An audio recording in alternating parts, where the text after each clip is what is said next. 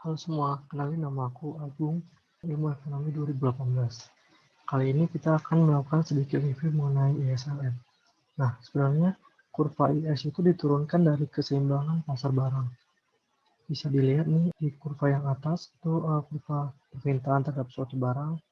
Nah, ketika suku bunganya naik ya dari I ke I aksen, itu tuh Z-nya bakal shifting ke bawah dari ZZ ke ZZ aksen. Kenapa bisa? Nah, ketika suku bunga naik, itu nanti bakalan investasi turun. Karena investasi itu berhubungan negatif dengan suku bunga.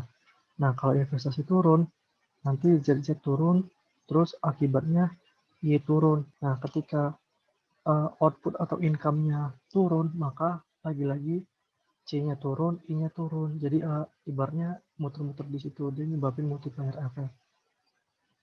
Kalau ditarik garis ke bawah, diturunin, artinya apa?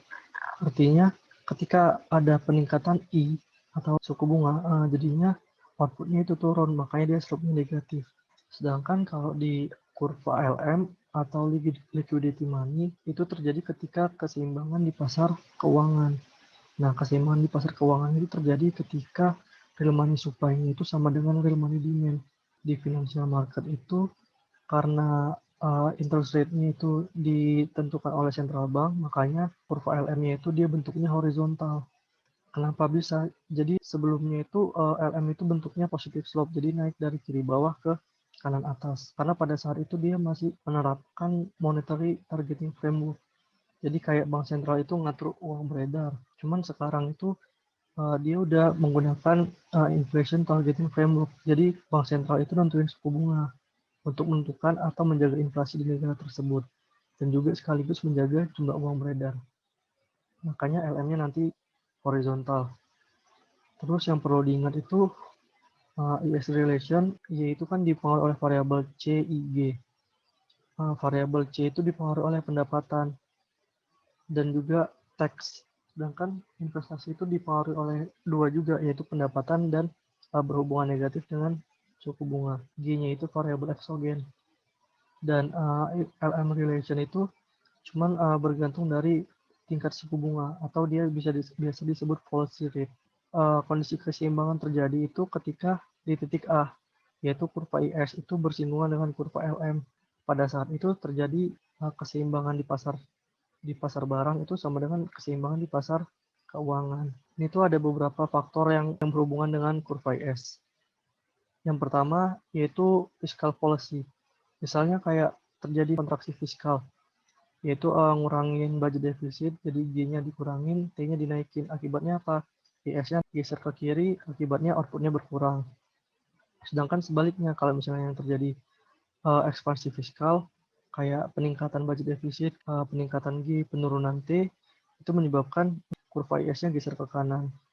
Terus ada juga yang menyebabkan kurva IS geser selain kebijakan fiskal, yaitu hal-hal yang ada di luar sumbu kurva ini, di luar output dan interest rate. Jadi misalnya kalau ada peningkatan konsumsi, peningkatan investasi, peningkatan government expenditure, itu bakal menggeser kurva IS. Sedangkan kalau misalnya kurva LM itu cuma dipengaruhi oleh kebijakan moneter. Kalau misalnya yang dilakukan itu monetary kontraktif, kayak peningkatan suku bunga, nanti kurva LM-nya itu bergeser ke atas. Sedangkan kalau misalnya yang terjadi itu monetary ekspansif, kayak penurunan suku bunga, makanya nanti LM-nya geser ke bawah. Nggak ada faktor lain yang bisa menggeser kurva LM itu selain kebijakan moneter. Nah, semenjak tahun 2008, jadi kayak pasar keuangan itu menjadi sangat berarti lah di ekonomi. Akibatnya apa? Akibatnya IS relation itu jadi berubah, yaitu dipengaruhi oleh konsumsi otonom ditambah MPC dikali Y-T. Y-T ini kan disposable income. Nah, yang berubah drastis itu ini yang mempengaruhi investasi. Jadi investasi itu dipengaruhi oleh pendapatan dan berhubungan negatif dengan suku bunga. Di sini R itu suku bunga, cuman dia udah yang digunakan itu suku bunga real. Terus ditambah X. X itu kayak risk premium supaya ningkatin kepercayaan masyarakat akan krisis finansial. Pemerintah ngasih kayak bunga yang tinggi supaya masyarakat tertarik lah untuk melakukan investasi.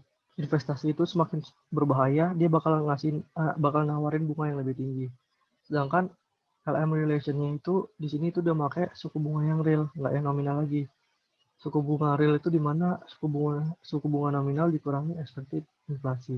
Lanjut kita bahas UTS Makro 1 Genap 2019-2020 nomor 1. Dalam perekonomian tertutup tuh terdiri dari dua market, itu market pasar barang dan jasa dan juga pasar uang. Nah, bank sentral itu cuma bisa ngontrol suku bunga tapi nggak bisa ngontrol jumlah uang beredar. Soal yang A, misalnya terjadi crash di pasar modal. Yang terjadi itu gimana? Gambarin grafnya dan jelaskan pengaruhnya ke ekonomi. Nah, kalau misalnya terjadi crash di pasar modal, itu bakal nyebabin orang-orang tuh jadi risk averse. Nah, makanya kalau misalnya orang-orang jadi kayak risk averse gitu, untuk memberikan kepercayaannya atau supaya dia tertarik untuk ngelakuin investasi itu nanti X-nya harus dinaikin, risk premiumnya naik. Nah, akibatnya R tambah X naik. Kalau R tambah X naik karena dia berhubungan negatif sama investasi, investasi bakal turun. Nah, kalau investasi turun, ZZ-nya bakal turun. ZZ itu kayak permintaan terhadap suatu barang. Kalau ZZ turun, Y-nya bakal turun. Y di sini itu income. Kalau income turun, lagi-lagi balik ke tadi kan income itu mempengaruhi ke konsumsi sama investasi. Konsumsi turun, investasi turun, balik lagi ke ZZ turun, income-nya turun, dan seterusnya. Nah, akibatnya itu menyebabkan kurva IS-nya geser ke kiri, dan output-nya berkurang dari Y ke Y aksen. Jadi, kalau dulu tuh, karena di kelas Pak Sauki itu harus dibuat kayak channeling-nya gini, mulai dari dia mempengaruhi faktor apa dan pengaruhnya gimana gitu. Jadi intinya kalau di makro ini kita harus tahu kira-kira yang terpengaruh itu faktor apa. Lanjut ke soal B. Pada part A, pemerintah berencana untuk menggunakan kebijakan fiskal dan moneter untuk memperbaiki kondisi ekonomi. Gambarin grafik dan jelaskan apa yang bisa dilakukan oleh pemerintah untuk memperbaiki ekonomi. Nah, yang pertama, pemerintah itu bisa ngelakuin fiskal ekspansi seperti naikin budget defisit, kayak naikin G atau nurunin T. Supaya apa? Supaya tadi yang IS curve-nya geser ke kiri itu balik lagi dia ke kanan dan outputnya balik ke initial condition dari Y aksen ke Y. Nah, channelingnya misalnya G-nya dinaikkan, itu bakal dia naikin permintaan. Kalau permintaan naik, income-nya bakal naik. Income naik, lagi-lagi balik ke yang tadi. C-nya konsumsi naik, investasi juga naik. Balik lagi ke kalau misalnya konsumsi naik, permintaan naik, dan income naik, begitu juga seterusnya. Nah, jadi ini tuh kayak multiplier effect gitu, makanya bisa berkali-kali ZZ dan Y-nya itu muncul. Atau di kondisi yang lain tuh misalnya nurunin pajak. Pajak itu kan kalau misalnya pajak diturunin itu bakal naikin konsumsi. Kenapa? Karena kan pajak sama konsumsi itu berhubungan negatif. Nah, kalau konsumsi naik, balik lagi permintaan naik, income naik, dan kalau income naik, konsumsi naik, investasi naik. Balik lagi ke yang tadi, ZZ-nya naik, dan income naik, begitu seterusnya. Terus yang kedua, bank sentral itu bisa ngelakuin monetary ekspansif dengan cara nurunin policy rate. Jadi supaya LM-nya itu shift ke LM aksen, shift ke bawah. Dan kalau bisa Y-nya itu balik lagi ke initial condition, ke Y double aksen. Terus dia juga bisa ngelakuin combine, digabungin fiscal expansion sama monetary expansion. Kalau yang bagian 1 sama 2 ini kan sendiri-sendiri, kayak fiscal expansion sendiri, monetary expansion sendiri.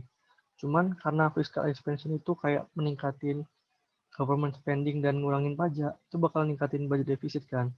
Nah, kalau misalnya kita ngejalanin budget defisit yang terlalu gede, itu bahaya buat nanti utang jangka panjang. Pokoknya bahaya lah, bisa ningkatin utang. Makanya kita juga perlu kebijakan moneter supaya nggak ngerunning budget defisit yang terlalu besar. Terus selain itu, kalau misalnya monetary expansion dengan cara turunin suku bunga, kalau dia nanti sampai sangat rendah, itu kayak ruang bank sentral untuk memperbaiki ekonomi itu semakin terbatas. Makanya kayak dia juga butuh fiscal policy untuk menyelesaikan kasus ekonomi ini. Terus yang ketiga, misalnya kayak orang-orang menganggap kalau nanti itu bakal ada peningkatan expected inflation, gambarin graf sama apa yang terjadi sama ekonomi. Expected inflation itu kan simbolnya P expected. Nah, kalau misalnya expected inflation itu naik, misalnya kayak kita perkirain harga di masa depan itu naik, maka konsumsi sekarang bakal naik. Nah, balik lagi kalau konsumsi naik, nanti permintaan naik, yang berakibat ke income naik, dan juga balik lagi ke konsumsi naik, investasi naik, dan permintaan naik, dan seterusnya. Selain itu, karena suku bunga real itu kan sama dengan suku bunga nominal dikurangin expected inflation. Kalau misalnya expected inflation-nya naik, nanti kan suku bunga realnya turun. Kalau suku bunga realnya turun, investasinya akan naik. Balik lagi, investasi naik, permintaan naik, akibatnya pendapatan atau output naik, konsumsi naik, investasi naik, dan berujung ke permintaan naik lagi, dan begitu seterusnya. Akibatnya apa? Akibatnya kurva IS-nya geser ke kanan dan outputnya meningkat. Terus soal yang D-nya ada perubahan pola konsumsi di suatu negara. Jadinya MPC-nya meningkat. Gambarin grafik dan bagaimana pengaruhnya ke ekonomi. Nah, karena fungsi konsumsi itu kan sama dengan konsumsi otonom ditambah MPC dikali pendapatan disposable. Kalau misalnya MPC-nya naik, otomatis tuh konsumsi bakal naik. Nah, kalau misalnya konsumsi itu naik, balik lagi ke yang tadi, konsumsi naik, maka permintaan naik, akibatnya income naik, dan balik lagi ke konsumsi naik, sama investasi naik, dan permintaan naik, dan begitu seterusnya. Kira-kira begitu channelingnya. Akibatnya apa? Akibatnya kurva IS-nya geser ke kanan dan outputnya meningkat. Selain itu, kalau misalnya MPC-nya meningkat, itu juga bakalan buat multiplier efek dari penambahan CIG itu menjadi lebih besar. Mungkin ini aja untuk episode kali ini. Sampai ketemu di episode selanjutnya. Terima kasih. Halo semua, pada episode kali ini kita akan lanjut mengenai pasar tenaga kerja. Jadi, gaji itu ditentukan dengan banyak cara. Salah satunya dengan cara collective bargaining. Nah, bargaining power dari tenaga kerja itu tergantung dari dua faktor. Ada yang berpengaruh positif apabila perusahaan itu makin susah untuk menemukan tenaga kerja yang lain. Dan berpengaruh negatif apabila para tenaga kerja itu makin susah untuk menemukan pekerjaan. Menurut teori gaji efisiensi, teori ini menghubungkan antara produktivitas dengan gaji. Kalau di pasar tenaga kerja itu kondisinya mempengaruhi gaji. Nah, contohnya tingkat pengangguran yang rendah, yang dimana mengindikasikan bahwa mudah untuk mencari kerja. Sehingga untuk mencegah orang-orang itu keluar dari perusahaan, perusahaan itu jadi menaikkan gaji dari para pekerjanya supaya pekerja mau stay di perusahaan tersebut. Topik penting di pasar tenaga kerja ini kita mengenal yang namanya wage setting atau WS relation, yaitu W per P sama dengan fungsi dari U, Z. U ini berhubungan negatif dan Z berhubungan positif. Sedangkan PE atau expected price level itu biasanya ketika kita menentukan gaji nominal itu sebenarnya tergantung dari expected price level, karena ketika kita menentukan gaji nominal, price yang relevan itu belum ketemu. Sedangkan kalau unemployment rate atau tingkat pengangguran, ketika tingkat pengangguran meningkat, itu bakal melemahkan bargaining power dari tenaga kerja, sehingga membuat para perusahaan itu jadi bayar gaji yang lebih rendah dan para pekerja tetap mau untuk bekerja. Sedangkan kalau faktor Z itu dia semua faktor yang mempengaruhi gaji pada tingkat expected level dan unemployment rate tertentu. Contoh dari faktor Z ini yang biasanya berpengaruh positif yaitu unemployment insurance, employment benefit, employment protection, minimum wage, dan reservation wage. Selanjutnya kita membahas mengenai price setting atau price relation. Biasanya itu rumusnya W per P sama dengan 1 per 1 tambah M. Jadi W itu marginal cost of production, sedangkan M itu markup. Markup itu di mana harganya itu dijual lebih besar dari marginal cost. Terus kalau di pasar persaingan sempurna kan nggak ada markup, makanya P sama dengan W. Tapi pembahasan kali ini kita tidak membahas mengenai pasar persaingan sempurna, jadi M-nya positif. Price setting itu juga menentukan real wage yang dibayarkan oleh perusahaan. Nah, natural rate of unemployment ini terjadi ketika real wage yang ditetapkan oleh wage setting itu sama dengan real wage yang ditetapkan oleh price setting. Ini bisa kita lihat kurvanya, yaitu terjadi di titik A, di mana kurva WS turun dari kiri atas ke kanan bawah, sedangkan price setting itu kurvanya horizontal. Ini persamaannya F fungsi dari UN, Z sama dengan 1/1 tambah M. Selanjutnya kita membahas mengenai bedanya jangka panjang dan medium run. Maksudnya jangka pendek dan medium run. Jadi kalau di jangka pendek kan harga itu tetap, sedangkan kalau di medium run itu harga mudah berubah. Terus kalau di jangka pendek, Y-nya itu atau output-nya itu berfluktuasi, bisa lebih tinggi atau lebih rendah. Sedangkan kalau misalnya di medium run itu Y-nya itu harus sama kayak initial atau natural condition. Jadi Y itu pasti selalu balik ke YN atau U itu selalu balik ke UN. Kalau US relation-nya yang membedakan kalau investasi, kalau di short run investasi itu pakai suku bunga nominal, sedangkan di medium run investasi menggunakan suku bunga real ditambah risk premium. Itu juga dengan element relation, udah menggunakan suku bunga real di medium run. Nah, kalau di jangka pendek itu sebenarnya output itu berubah karena biasanya kebijakan fiskal atau kebijakan moneter. Sedangkan kalau di medium run, Y itu berubah gara-gara perubahan harga. Ini kita ada sama atau model yang baru yaitu ISLM PC model.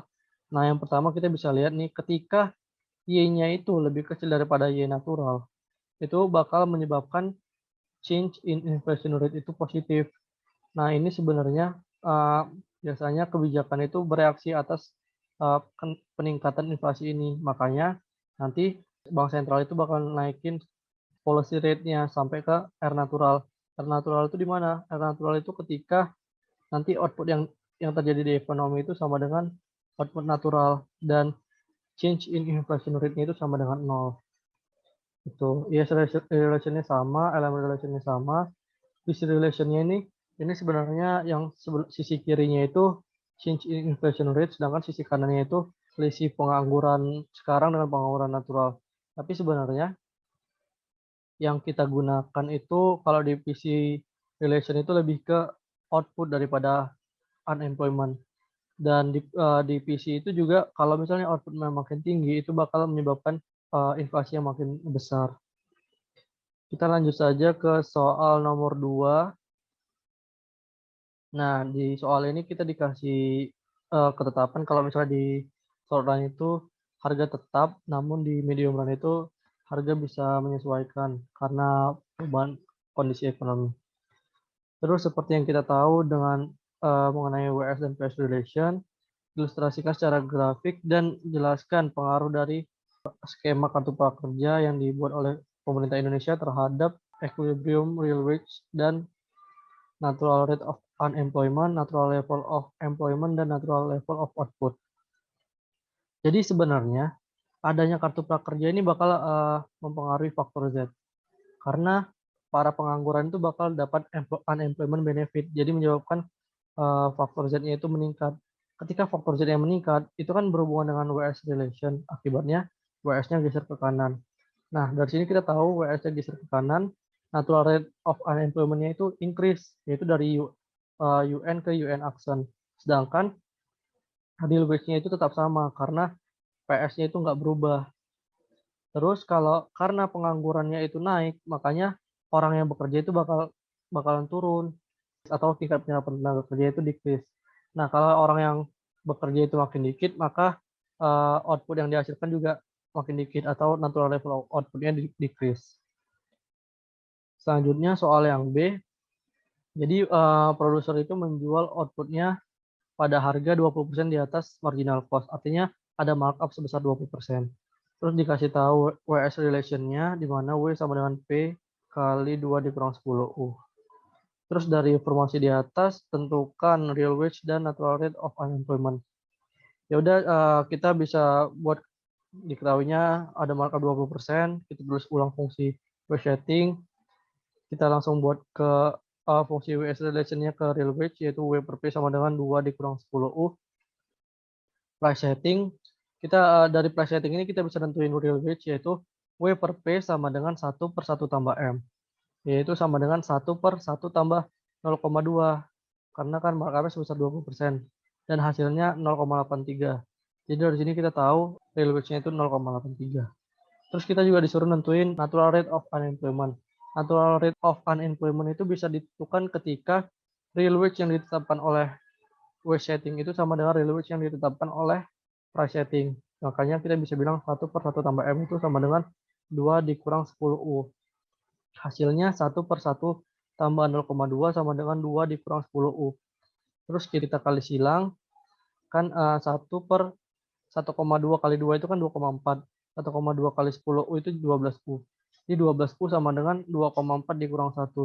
Jadi kita dapat mu naturalnya atau pengangguran naturalnya itu sama dengan 1,4 per 12 atau 0,1167 atau 11,67%. Selanjutnya kita ke soal yang C, yaitu penyebaran virus corona membuat pasar saham itu menjadi crash di Fantasia. Seperti yang dilihat orang-orang bahwa kekayaannya turun dan mereka kehilangan kepercayaannya. Apa yang bakal terjadi dengan equilibrium output, suku bunga, tingkat pengangguran, dan tingkat inflasi di Fantasia, baik secara short run dan medium run. Kira-kira kebijakan apa yang bisa dilakukan oleh pemerintah untuk mengembalikan kondisi ekonomi supaya natural level. Kira-kira pilih yang mana yang paling bagus dari kebijakan tersebut dan jelaskan jawaban secara verbal dan grafis menggunakan ISLMPC model dan diasumsikan bahwa Fantasia ini lagi di medium run dan close ekonomi. Nah, stock crash ini dia bakal nyebabin orang-orang di Fantasia itu menjadi risk averse. Jadinya untuk mengkompensasi atas resiko dari crash di pasar saham ini, makanya risk premium nanti bakal naik. Selain itu, risk premium naik, ini tuh supaya juga mengembalikan consumer confidence. Jadi X-nya naik, akibatnya X tambah R naik. Nah, karena X tambah R naik, itu bakal menurunkan investasi, karena X tambah R itu kan berhubungan negatif dengan investasi. Investasi turun, akibatnya Z turun, Y turun, balik lagi, Y itu kan mempengaruhi C dan I, jadi C turun, I turun, dan Z turun, dan begitu seterusnya. Selain itu, di channel yang kedua, karena kekayaan mereka turun atau passive income mereka turun, maka Y-nya turun, Y itu berpengaruh terhadap C sama I, C turun, I turun, dan Z turun, Y turun, dan gitu seterusnya. Akibatnya apa? Akibatnya kurva IS-nya geser ke kiri, dari IS ke IS aksen. Makanya outputnya itu berkurang dari Y ke Y aksen. Kalau di jangka pendek, ini kita bisa lihat R-nya tetap, IS-nya geser ke kiri, mengakibatkan Y-nya atau outputnya turun dari Y ke Y aksen. Sedangkan di medium run, kita bisa dari PC model, yaitu karena kejadian ini, akibatnya Y-nya itu lebih kecil dari Y natural atau dia bisa disebut resesi. Nah, karena itu perubahan tingkat inflasinya juga negatif. Akibatnya nanti menyebabkan deflasi. Nah, oleh sebab itu kebijakan yang bisa dilakukan itu yang pertama, pemerintah bisa melakukan fiskal ekspansi, kayak meningkatkan budget defisit, meningkatkan G, menurunkan T. Supaya apa? Untuk membalikan kurva IS ke kanan dan outputnya balik ke initial condition. Ini kurvanya. Jadi nanti kalau misalnya government-nya run fiscal expansion, IS-nya geser ke kanan, dan outputnya balik ke initial condition, begitu juga dengan di PC model bakal naik dari Y ke Y natural. Dan change in inflation-nya itu konstan atau sama dengan 0. Selanjutnya, yang kedua, Bank Sentral bisa ngelakuin monetary expansion dengan cara nurunin policy rate, akibatnya LM turun ke LM aksen, terus supaya outputnya itu balik dari Y ke Y aksen lagi. Dan di PC modelnya juga outputnya itu balik ke Y natural. Nah, yang ketiga itu ini sebenarnya best policy karena fiscal expansion itu di-combine sama monetary expansion. Jadi mengakibatkan IS-nya geser ke kanan dan LM-nya itu geser ke bawah. Cuman IS-nya itu geser ke kanan lebih sedikit dengan artian pemerintah itu ngerunning budget defisit yang nggak terlalu gede, karena kan kalau terlalu gede bisa berbahaya di utang jangka panjang. Selain itu, LM-nya juga central bank itu nggak nurunin policy rate terlalu jauh, sehingga itu tuh nggak ngurangin ruang dari bank sentral untuk mengendalikan ekonomi apabila ada kondisi ekonomi yang kurang baik di kemudian hari. Mungkin itu aja mengenai episode kali ini. Terima kasih. Halo semua, pada episode kali ini kita akan membahas long run ekonomi. Nah, di jangka panjang itu yang mendominasi itu bukan lagi fluktuasi, tapi pertumbuhan. Pertumbuhan ekonomi itu meningkatkan standar hidup dan juga mengurangi kemiskinan. Pada pembahasan long run ekonomi ini, kita dihadapi dengan model The Closed Economy Solo Model. Ada beberapa variabel yang menentukan pertumbuhan ekonomi dan standar hidup di jangka panjang. Yang pertama itu K atau biasa dikenal dengan capital atau modal. Itu dia nggak lagi fix. Kenapa? Karena ada bisa dilakukan investasi supaya dia grow atau tumbuh dan depresiasi atau penyusutan menyebabkan dia jadi berkurang. Yang kedua itu dia juga dipengaruhi oleh variabel L atau tenaga kerja yang nggak lagi fix. Kenapa? Karena ada population growth yang dia menyebabkan L itu tumbuh. Selanjutnya ada consumption function yang dia lebih disederhanakan dan pada bagian ini juga tidak memasukkan unsur pemerintah jadi tidak ada government expenditure. Kita langsung lanjut ke fungsi produksinya. Nah, bentuk umumnya yaitu merupakan fungsi dari K, L. K itu capital, L itu tenaga kerja. Kalau misalnya kita mau nyari output per worker atau Y per L, jadi semua variabel ini kita bagi L, berarti Y per L sama dengan fungsi dari K per L, itu L per L. Nah, L per L itu kan sama dengan 1. Di sini kita bisa definisiin kalau misalnya Y per L itu sama dengan Y kecil dan K per L itu sama dengan K kecil. Makanya kita dapat Y itu sama dengan fungsi dari K. Terus di samping ini ada kurvanya, yaitu kurva output per worker, Y kecil dan capital per worker. Kurvanya itu naik dari kiri bawah ke kanan atas. Juga ada slope-nya, yaitu MPK. Selanjutnya kita ke National Income Identity. Biasanya Y itu sama dengan CIG. Cuman ingat kita pada pembahasan kali ini tidak memasukkan unsur pemerintah. Jadi no G, jadi Y sama dengan C plus I. Terus kita mau menganalisis per worker, jadinya semuanya kita bagi L. Jadinya Y kecil sama dengan C plus I. Kita masuk ke fungsi konsumsi, ada saving rate. Saving rate itu kayak ibaratnya berapa bagian dari pendapatan yang kita gunakan untuk ditabung. Nah, sedangkan kalau fungsi konsumsinya berarti 1 dikurang saving rate. Kenapa? Karena kan kalau misalnya pendapatan itu kan digunakan untuk konsumsi dan sisanya untuk ditabung. Makanya untuk mencari konsumsi function tinggal 1 dikurang X dikali Y. Kita masuk ke saving dan investasi. Jadi sebenarnya saving itu kan sama dengan pendapatan dikurang konsumsi. Jadi pendapatan kita dikurang konsumsi, kalau ada sisanya itu kita gunakan untuk ditabung. Pada pembahasan di atas kan C itu sama dengan 1 min S kali Y. Kita input ke sini, jadi Y dikurang 1 dikurang S kali Y itu sama dengan saving rate kali Y. Dari National Income Identity di atas, kita bisa buat kalau Y itu kan sama dengan Y min C, makanya kita bisa bilang Y itu sama dengan saving rate dikali Y. Makanya seperti yang udah dipelajari dulu di P2, kalau investment itu sama dengan saving. Karena Y itu fungsi dari K, kita bisa buat kalau S saving rate kali Y kecil itu sama dengan S fungsi dari K. Ini ada kurvanya, sumbu Y-nya output per worker dan sumbu X-nya itu capital per worker.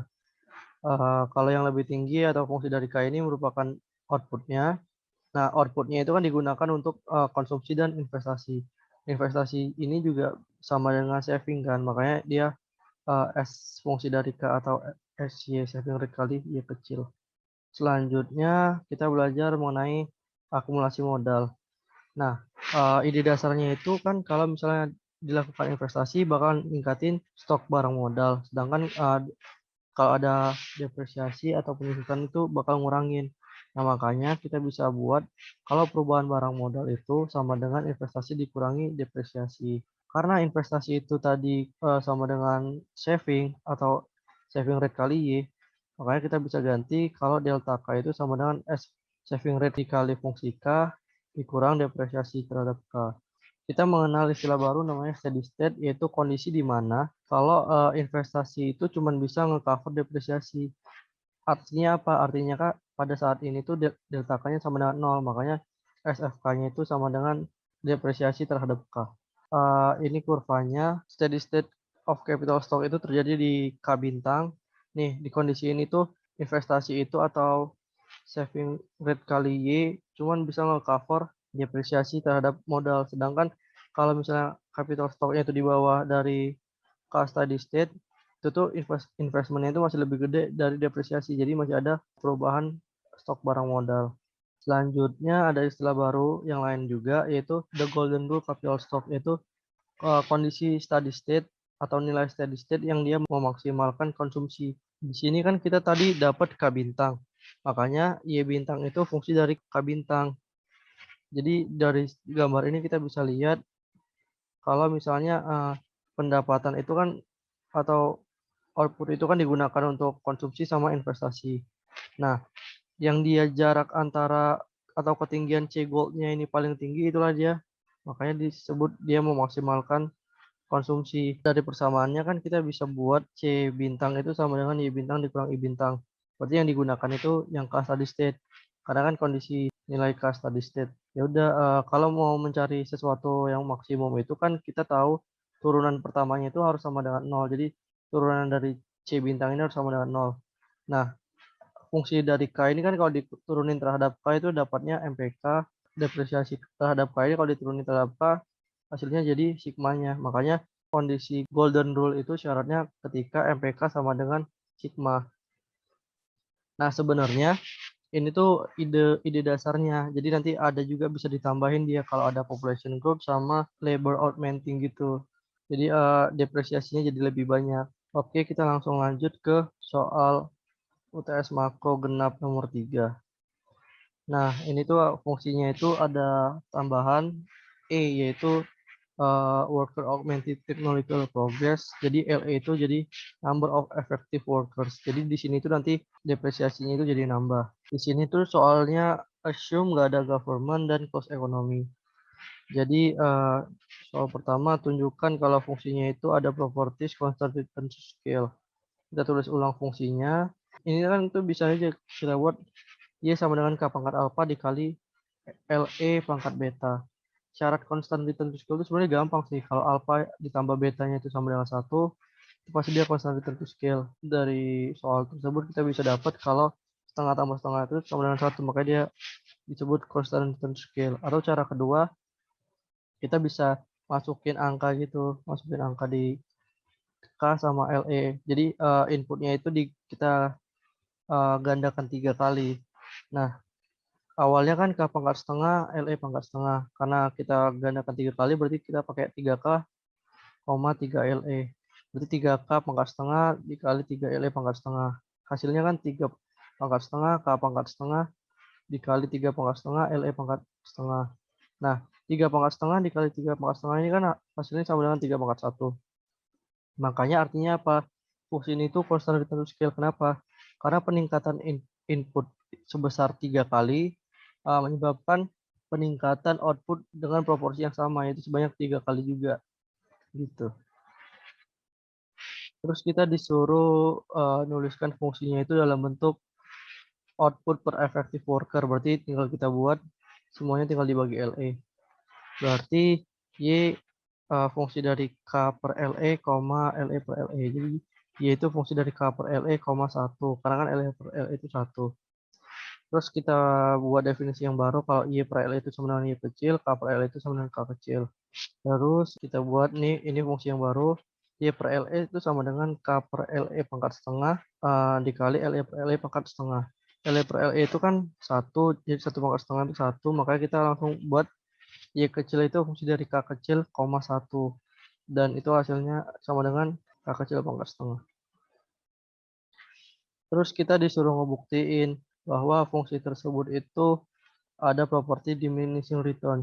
Nah, diminishing return itu intinya turunan pertama terhadap K itu lebih besar dari 0, dan turunan kedua terhadap K itu lebih kecil dari 0.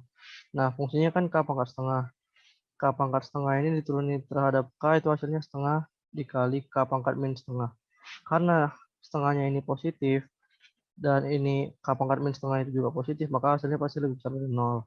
Terus ya turunan keduanya, di turunan kedua Y terhadap K, kita dapat hasilnya min seperempat kali K pangkat min 3/2. Nah, karena si min seperempat ini negatif, dan K pangkat min 3/2 ini positif, pasti hasilnya nanti negatif atau dia lebih kecil dari 0. Nah, artinya apa? Dia memenuhi properti diminishing return. Nanti kurvanya jadinya gambarnya kayak gini. Selanjutnya, ini misalnya di negara B memiliki fungsi produksi yang sama persis dengan negara A. Cuman sekarang tuh stok barang modal di negara A itu lebih besar daripada negara B. Kira-kira gimana prediksinya mengenai pertumbuhan ekonomi di negara A dibandingkan negara B?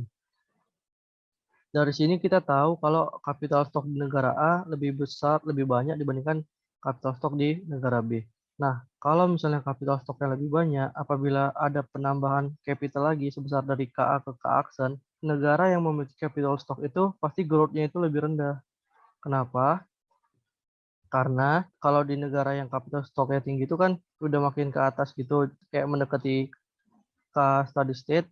Terus dia tuh kan karena tadi dia punya property diminishing return, makin tinggi capital stock-nya itu slope-nya itu makin landai, makanya nanti growth-nya lebih kecil.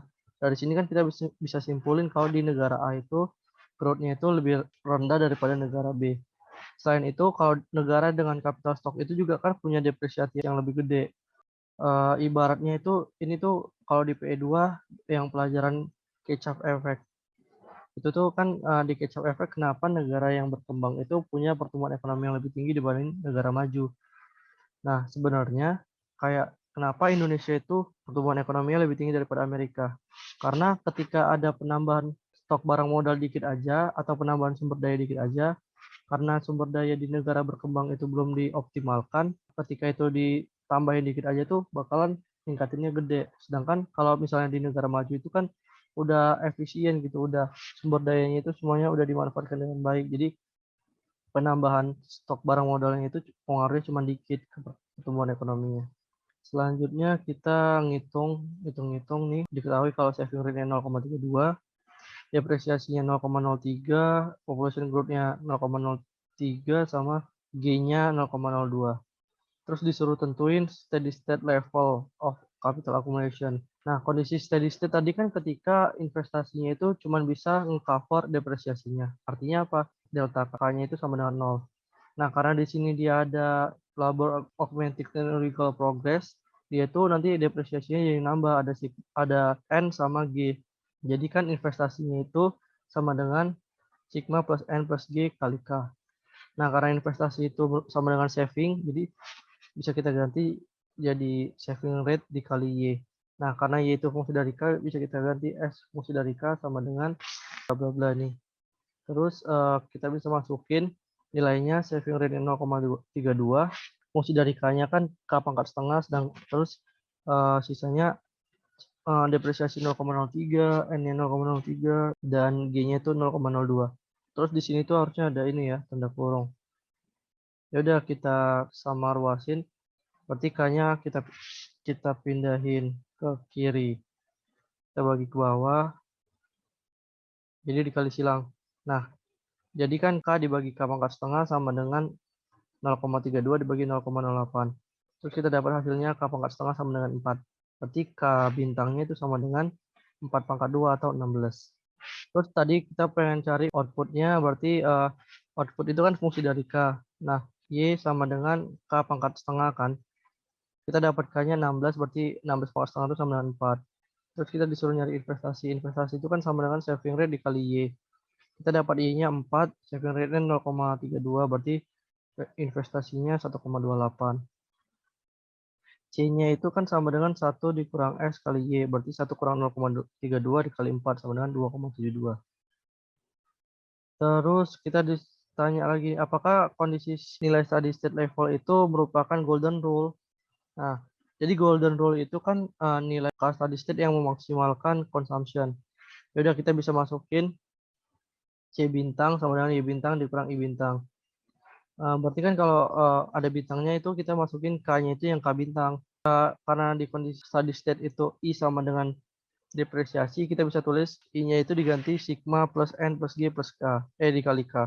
Secara matematika, kalau mau nyari nilai maksimalnya itu kan berarti turunan pertamanya itu harus sama dengan 0. Nah, kalau gitu berarti kan C bintangnya nanti turunan pertamanya sama dengan 0. Berarti kalau fungsi dari K, turunan pertamanya jadi FK, sedangkan kalau yang depresiasi jadi sigma plus N plus G. Nah, turunan pertama dari K itu kan MPK, makanya syarat golden rule itu nanti MPK sama dengan sigma plus N plus G. Ya udah, DY per DK sama dengan hasil dari sigma plus N plus G itu kan 0,08. Kita dapat, nah DY per DK kan tadi kita ada fungsinya itu, fungsi produksinya K pangkat setengah. Nah, turunan pertama K pangkat setengah kan setengah K pangkat setengah K bintang pangkat min setengah sama dengan 0,08. Kita tadi dapat K bintangnya sama dengan 16, kita masukin nilainya. Berarti setengah kali 16 pangkat min setengah. Itu kan sama dengan setengah per 4, sama dengan 0,8. Hasilnya kan 1/8, itu nggak sama dengan 0,8, makanya kondisi steady state ini dia nggak golden rule. Sekian penjelasan dari saya. Terima kasih. Halo semua, di episode terakhir kali ini, mari kita langsung membahas soal UTS Maku 1 Genap 2019-2020 nomor 4. Jawablah pertanyaan berikut ini yang berhubungan dengan ekspektasi dan pasar finansial. Yang A, jelaskan dua dimensi dasar yang membedakan satu bon dengan yang lain, dan bagaimana hal tersebut mempengaruhi tingkat suku bunga yang dibayarkan oleh sebuah bon. Yang pertama yaitu maturity. Nah, maturity ini jangka waktu pembayaran obligasi yang dijanjikan terhadap para pemegang obligasi itu sendiri. Obligasi yang dijanjikan untuk dibuat pembayaran sekali sebanyak $500 dalam 3 bulan, berarti dia punya jangka waktu atau maturity 3 bulan. Nah, biasanya bond yang punya jangka waktunya itu lebih tinggi, itu dia punya interest rate yang lebih tinggi, karena bond yang jangka waktunya lebih lama itu lebih beresiko. Nah, untuk mengkompensasi hal ini, makanya diberi risk premium. Risk premium ini meningkat ketika jangka waktu itu meningkat. Makanya long term bond itu biasanya interest rate-nya itu lebih tinggi daripada short term. Yang kedua itu resiko. Mungkin atau bisa dibilang tuh resiko gagal bayar. Yaitu resiko bahwa si penerbit obligasi ini bisa pemerintah atau private yang tidak membayarkan sejumlah sesuai dengan yang dijanjikan kepada pemegang obligasi, atau juga bisa juga resiko dari harga yang tidak pasti. Oleh karena itu, biasanya juga bond yang dia diterbitkan oleh pihak swasta itu biasanya lebih beresiko. Makanya kalau seperti yang kita tahu, kalau dia lebih beresiko itu bakal memberikan interest rate yang lebih tinggi karena ada risk premium supaya orang-orang itu tertarik untuk membeli obligasi tersebut. Nah, yang B, misalnya ekonomi lagi resesi dan central bank berencana untuk mengurangi policy rate, dan bagaimana stock market merespon akan hal tersebut.